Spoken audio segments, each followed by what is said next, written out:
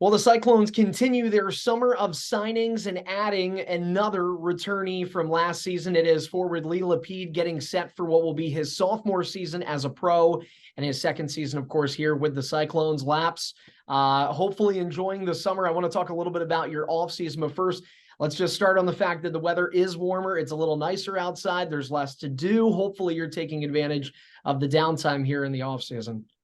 Yeah, definitely, Mosser. It's been nice to get some good weather.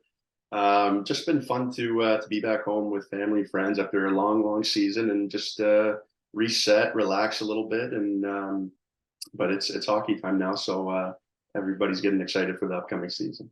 Yeah, it's hockey time. We're looking forward to that. It is going to be here before you know it. Again, this conversation airing in August. Laps is kind enough to make some time here in July before we put this out publicly, but it will be October before you know it. Before then, though, Lee, we'll talk a little bit about your rookie season, but I think I kind of want to just start with the offseason and how does that change? I mean, to compare your senior year at Canisius College or Canisius University now. Yeah, that's true. We got the upgrade, so it's pretty cool to say that it's called the Canisius University. So we'll take it. Yeah, so you're a proud CU grad. So you go from your senior year where you play 33 games, your first pro season you played 70. That's quite the jump, and of course that's 70 including the Kelly Cup playoffs. Does that change your offseason in terms of the amount of time that you're spending off the ice, the process that you take to ramp up and be ready for a season? Heck, honestly, discluding both those things, healing. I mean, I don't think it's a secret to anybody. No one was probably a true 100% in May when you're going through that second round against Toledo. Everybody's body's a little bruised up. So how different, if at all, does the offseason look going from being a college kid to a pro athlete?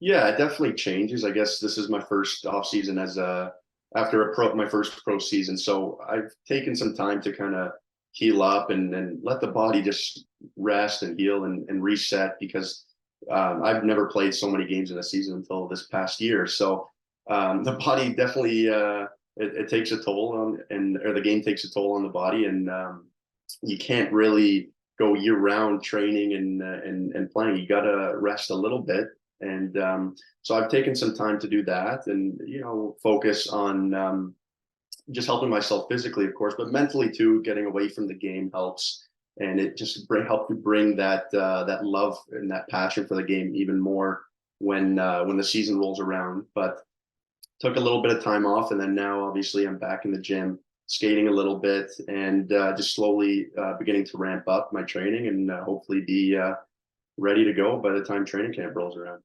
Talking about the experience here. One of the things I did before we got on this phone call is I listened back to our exit interview and I asked you a lot of questions that regarded team success, team benchmarks, and in some cases failing to hit them. I mean, we have this Quest for the Cup rally towel in the background. Obviously, the Cyclones did come 2 rounds short of reaching the ultimate goal. And this is a question, I'm going to take this in a bit of a different path. It's not one that I think I ask many players. I think you and I have a great rapport. So I don't know if you're somebody, despite knowing that rapport, that lives in the past, or to better word it, thinks back on things and has second thoughts, regrets. So I don't know if this question is as simple as no, or a little more compound than that, but you've had 2 months at the time of our conversation here since Game 4 in Toledo. When you look back on the playoffs, when you look back in the regular season, when you look back at year 1 as just being a professional athlete and taking hockey from a hobby to a career, are there any regrets individually? Are there any things that stick out? And maybe if it's not regrets, just something you would do different. Again, I don't know if that's kind of a big question to unpack or not. Yeah, it is. And I don't think I have any regrets. Like I said, it was just a very pleasant, very fun, and just a really exciting year for the team. For me personally, I really enjoyed it. I enjoyed being in the city. I enjoyed being on this team with all these guys, and it was special. And of course, we would have loved to have gone further than we did. But we won a division. That's no small thing. We were really an impressive team during the season, and I think we had a really good run. We just ran into a pretty tough Toledo team, and obviously our depth was lacking in a little bit, and that has to do with injuries and just a long season. But in terms of regrets, definitely not. Every player wants to go as far as possible, and they want to win it all. It takes a lot of work. It takes luck. There's a lot of factors that go into it, but I think looking back on the season, I have zero regrets. It was just a really impressive year for the Clones, and I think it's something to build on. And I think everybody, at least the fans and everybody else in the community, knows how special we were and how good of a team we were. But we know there's more that can be done, and hopefully we make that happen this year. It's got to be sort of crazy to sit there and say, like, man, what a long season it was, and then realize, hey, but we still could have been playing, you know, a dozen more hockey games, potentially even more than that, right? Because there were 2 best-of-7 series left after the one against Toledo. Is that an eye-opening experience as a first-year pro to just realize, I mean, you mentioned depth, and this team was so good. I mean, just weeks prior to the playoffs starting, they're in the midst of a 21-game point streak, a franchise record. And so it's amazing how quick things can change. But is it an eye-opening experience to just realize how daunting a pro schedule can be? Because I think it's that, right? It's not just individual opponents and saying, oh, Toledo or Fort Wayne, they're really good teams. They're really daunting teams to go up against. I think just the schedule in general, it doesn't matter who's on the calendar, Friday, Saturday, Sunday, Wednesday, whatever. There's so many games in such a short amount of time, it seems. Of course, it's like I said, it's the longest season I've ever played, at least since juniors, and just the intensity, the preparation that is required every single night, every day in practice, every game. To do that over 8 months is very difficult, and to be at the peak physical shape and to execute everything the right way, and you hope for the best, and you do whatever you can to make things go as best as possible. But once you get through the regular season, it's almost like an accomplishment. And of course, if you make the playoffs, it's even better. But then you realize the real most intense and most physically daunting parts of the season begin now. And every 7-game series, if it even gets to 7, is kind of like a new season. And you prepare differently. You really have to focus on each player and each team differently. And it's just it's crazy to think about how difficult that process can be. And if you're able to make it through a whole season, then it's definitely get a pat on the back. But obviously, the ultimate goal is to win it all. And I think it was cool for me to see how we got through our playoff schedule, and just to learn from the older guys, and to see what that's like to really be involved in the playoffs. I think for you, it's a big compliment in your press release that's going to be releasing today.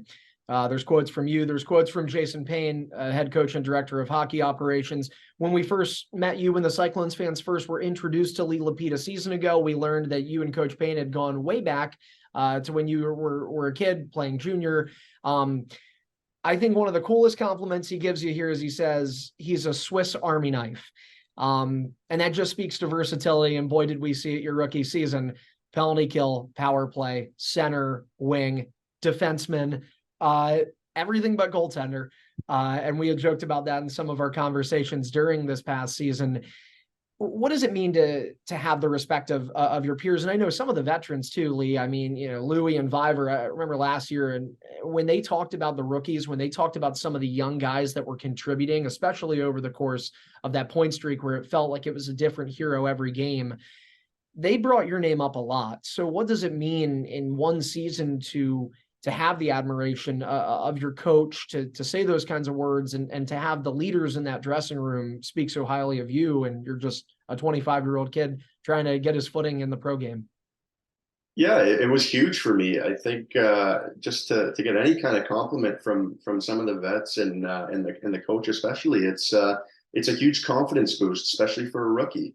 And you know, I was lucky to play well and show my versatility, and I think it was very helpful. I was able to be a big contributor to the team, and whatever way I could do it, I was prepared for that, and I was ready to help. And I'm hoping one day maybe I get a chance to throw on the pads, get a net. But I think for now I'll be more of a forward. But overall, it was just very huge for me. I think it contributed to helping me adjust better to the league and improve on my game. We're talking a lot about last season, and that's kind of part of the course here with these interviews because there have not been any hockey games yet for this coming season. But let's try to talk a little about 23-24. You had 42 points in 59 regular season games. As we talked about, you're on defense for, I want to say, close to, give or take, a dozen games. And you had some points on the blue line, but one only can wonder if you were offense the whole time, would you have maybe been even closer to a point per game? Stats in the playoffs, 5 points in 11. How much better can you get? We were seeing that evolution of Lee Lapid as a player last season, but now focusing on next year, there are those team goals, winning a Kelly Cup at the forefront of them, but there have to be individual benchmarks. Some players don't exactly publicize them, but I'm sure in your head, you've got some individual goals that you want to achieve in your second year. And I think what everybody says coming off a rookie season, certainly a successful one, much like you had, is finding a way to be even better. How much better do you think you can be here in year two with the Cyclones? Yeah, it's a good question. Obviously, difficult for any player to answer. Right, every year is different, and I think every player wants to build on the previous season and do better than the last one. Right, so I was happy with how I contributed to the team, and obviously my individual stats I thought were definitely respectable as a rookie. But I'm always hoping to build on that, and I don't really have any set numbers in mind, but I just want to go in there and play the best that I can, and obviously help the team. I think my versatility definitely contributes to that, but I think I can bring a lot more, and I'm hoping to do that this year. Last question before we let you go. Staying on individual stats, one that you and I talked about a lot on the bus. I jinxed you in one, unfortunately. You already know it's plus minus. You were otherworldly at times. I think you had overall, even over the course of 59 games in the regular season, maybe finished minus 6-7 times. It wasn't very often, and you finished with a plus 33. And I think that is an underrated stat. It's something, again, that we've stressed in our broadcasts as well. And you were near the top of the league, forget just rookies, just in general. Do you think you can beat that number? That's going to be tough to beat, but I'm not going to say no. Obviously, I'm going to strive for, like I said, to build on it and do even better. But I think when you look at plus minus, it's an interesting stat, and I would say it's a little bit more of a team stat.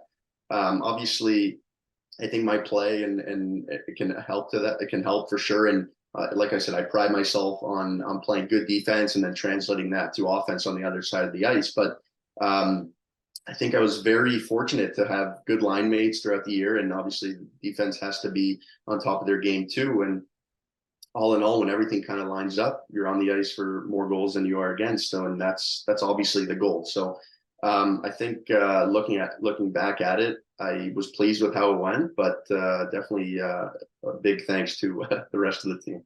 Oh, it was one heck of a team last year. The Cyclones are the defending Central Division champions. That banner will be in the rafters opening night, Saturday, October 21st. It will be first face-off as the Clones start anew. Again, a 72-game season beginning against the Wheeling Nailers. Tickets are on sale now at cycloneshockey.com. But for now, that's going to do it. Our latest player signing, it is Lee Lapid, the fourth signing, all four so far returnees from last season. And if that continues, well, this should be another very special year in the Queen City. Laps, thanks so much for the time, man. We will talk again here in a couple of months.